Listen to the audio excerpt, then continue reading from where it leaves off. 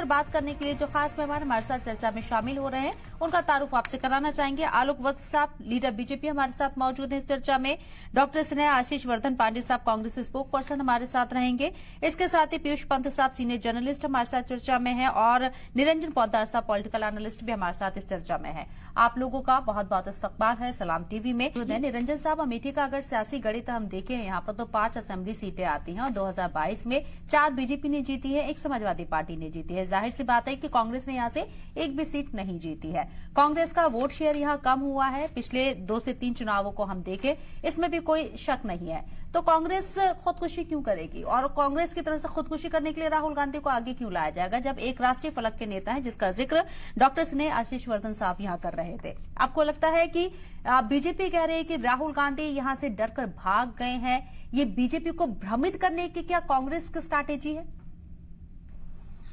देखिए सबनम जी, अगर बात करें कांग्रेस की स्ट्रेटेजी तो मुझे ऐसा लग रहा है कि कांग्रेस की केवल एक स्ट्रेटेजी है कि कैसे भी करकरा करके राहुल गांधी जी का जो राजनीतिक अस्तित्व का सवाल है, कहीं ना कहीं उस राजनीतिक अस्तित्व को बचाया जाए। देखिए थोड़ा सा इको आ रहा है, थोड़ा सा अपने पीसीआर को बोलिए इसको। हाँ, राहुल गांधी जी का जो राजनीतिक अस्तित्व जो पिछले समझ लीजिए 8-10 वर्षों से जो दांव पे लगा हुआ है, कहीं ना कहीं कांग्रेस केवल उसी को बचाने के लिए सारी की सारी स्ट्रेटेजी कर रही है, चाहे उसके लिए कांग्रेस को पूरी की पूरी कांग्रेस को स्वाहा करना पड़ जाए। क्यों ये बात मैं किस लिए कह रहा हूं, क्योंकि मुझे एक बात बताइए कि 2019 के लोकसभा चुनावों से पहले राहुल गांधी जी कांग्रेस के राष्ट्रीय अध्यक्ष हुआ करते थे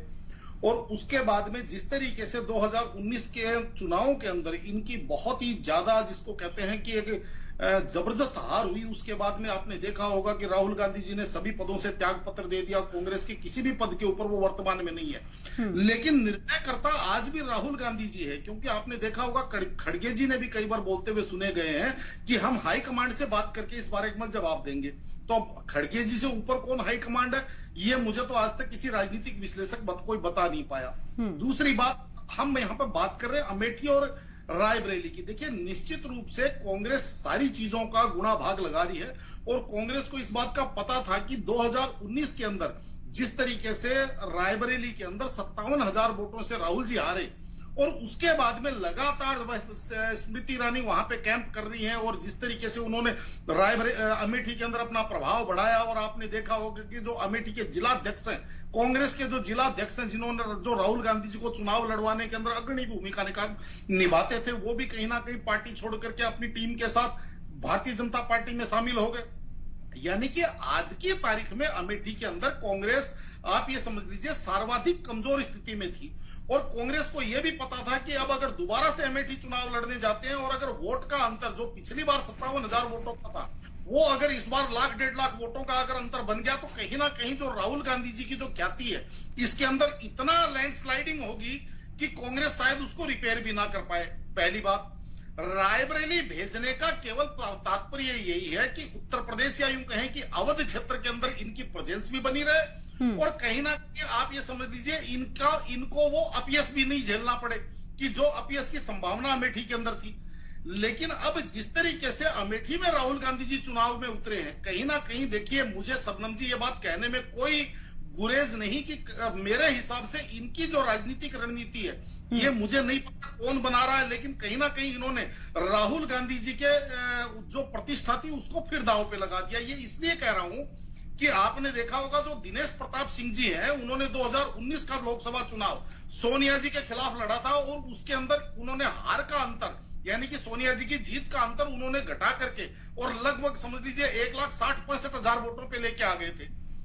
जो कहीं कांग्रेस 70% से ऊपर वोट लेके आती थी रायबरेली से, वो 55% पे आ गई और भारतीय जनता पार्टी जो 16% की पार्टी थी, वो 38% पे जा चुकी थी। और उसके बाद में जिस तरीके से भारतीय जनता पार्टी ने वहां पे रायबरेली के अंदर भी अपने जिस तरीके से चेहरे मोहरे बिछाए हैं, चाहे मनोज पांडे जो वहां के विधायक हैं, ये दोनों सीटें बहुत सेफ बताई जा रही हैं दोनों ही दलों की तरफ से। मेरा सवाल निरंजन पोद्दार साहब आपसे है, आपको क्या लगता है, राहुल गांधी क्योंकि वायनाड से भी उन्होंने इलेक्शन लड़ा है, वहां वोटिंग हो चुकी है, नतीजे 4 जून को आएंगे, तमाम इलेक्शन के 7 मरहलों में जो इलेक्शन हो रहा है, रायबरेली में वोटिंग होने भी बाकी है। अगर दोनों सीट से राहुल गांधी जीतते हैं तो आपको क्या लगता है, राहुल गांधी वायनाड छोड़ेंगे या रायबरेली, और उसके पीछे स्ट्रैटेजी कैसे देखते हैं आप? देखिए सबनम जी, इस सवाल का जवाब मैं आपका बाद में देता हूं, लेकिन पहले मेरा जो अभी चर्चा चल रही थी मैं उसके ऊपर अपने विचार रखना चाह रहा हूं। जिस तरीके से परिवारवाद की बात हो रही थी और यहाँ जिस तरीके से उस चीज का एक व्याख्यान किया गया, आप एक चीज को समझिए कि पेट्रोल और पानी दोनों में तरलता है, लेकिन दोनों की तासीर में कितनी भिन्नता है ये आपको देखनी पड़ेगी। मैं ये बात इसलिए कह रहा हूं कि भारतीय जनता पार्टी के ऊपर परिवारवाद की बात तो की जाती है,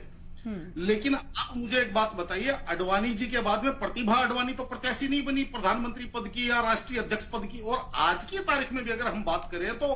कोई व्यक्ति मुझे ये बता सकता है दावे के साथ कि नड्डा जी के बाद में राष्ट्रीय अध्यक्ष भारतीय जनता पार्टी का कौन होगा, या प्रधानमंत्री नरेंद्र मोदी जी के रिटायरमेंट के बाद में भारतीय जनता पार्टी की तरफ से प्रधानमंत्री पद का प्रत्याशी कौन होगा? कोई भी व्यक्ति इस चीज की किसी प्रकार की कोई कोल कपोल कल्पना भी नहीं कर सकता। लेकिन दूसरी तरफ कांग्रेस पार्टी या तमाम जो ये जो पार्टियां हैं, इनका सबको पता है कि भाई जो प्रत्याशी होगा वो इस परिवार से होगा, गांधी परिवार से होगा। अगर प्रधानमंत्री अगर कांग्रेस जीतती है तो प्रधानमंत्री पद का प्रत्याशी कांग्रेस परिवार से होगा, या समाजवादी पार्टी अगर बहुमत में आती है तो